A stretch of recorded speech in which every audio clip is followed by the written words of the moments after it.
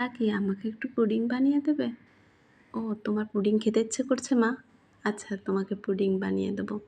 এভাবেই বলতেছিল মেয়েটা। গ্রাম থেকে সেদিন শ্বশুর শাশুড়ি এসেছিল, তার সাথে এসেছিল জায়ের মেয়ে। জায়ের মেয়ে মানে আমাদের পরিবারের সবচেয়ে বড় মেয়ে। ও সেদিন আবদার করতেছিল, কাকি আমাকে একটু পুডিং বানিয়ে দাও। সবাই আসাতে কাজের প্রেশার একটু বেড়ে গিয়েছিল, তারপরও মেয়ে আবদার করেছে বলে কথা, পুডিং তো একটু বানাতেই হয়। আমটাকে প্রথমে ব্লেন্ড করে নিয়েছি, এর ভিতর দিয়ে দিয়েছিলাম চিনি আর আগার আগার পাউডার। তারপর আমের ভিতরে খুব ভালোভাবে মিশানোর পরে গ্যাসের চুলা অন করে দিয়েছিলাম। গ্যাসের চুলা অন করার পরেও অনবরত নাড়তে থাকতে হবে। যখন একটু ঘন হয়ে আসবে, একটা পাত্রে সেট হওয়ার জন্য রেখে দিতে হবে আধা ঘন্টার মতো। সেট হয়ে গেলে একটা চাকুর সাহায্যে সুন্দর করে চকলেটের মতো ছোট ছোট পিস করে কেটে নিতে হবে। আমি যেমনটা করছি ঠিক তেমনটা। আমরা বাসায় থাকি মাত্র 3 জন। বাসায় কেউ আসলে খুব ভালো লাগে। ওনারা আসাতে বাসাটা পুরো গম গম করছিল। ঠিক ওই দিনই আবার কপাল গুনে আমার বাবা মা এসেছিল, সঙ্গে এসেছিল আমার দিদির মেয়েটা। বাসাটা পুরো ভরে গিয়েছিল, খুব একটা আনন্দমুখর পরিবেশ।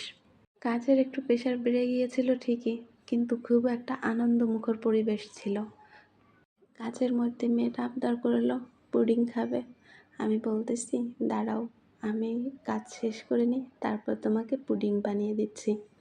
এই তো আমগুলো যখন সেট হলো, ঠিক এইভাবে আমগুলো এক জায়গা উঠিয়ে নিব। এখন আমি দুধটা প্রসেস করে নেব। দুধের ভিতর চিনি দিয়ে অনবরত নাড়তে থাকবো। আমার এখানে 1 চামচের মতোই আগার আগার পাউডার ছিল, সেটা দিয়ে ভালোভাবে মিশানোর পরে চুলার ফ্লেমটা অন করে দেব। তারপর অনবরত নাড়তে থাকবো যাতে জমাট না বেঁধে যায়। এরপর দুধটা 3-4 মিনিট জাল হওয়ার পরে দুধটা বাটিতে ঢেলে নেব। এখানে আমি 2 বাটি আম মিল্ক পুডিং বানাবো।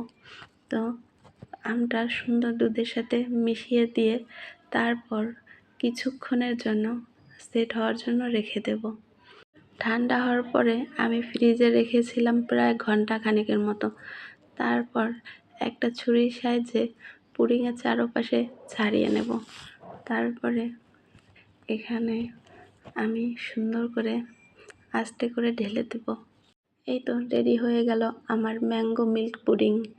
এই পুডিংটা গরমের দিনের জন্য বেস্ট একটা খাবার। বাচ্চারা অনেক খুশি হয়েছিল। ভিডিওটা ভালো লাগলে লাইক, কমেন্ট, শেয়ার করে পাশে থাকবেন।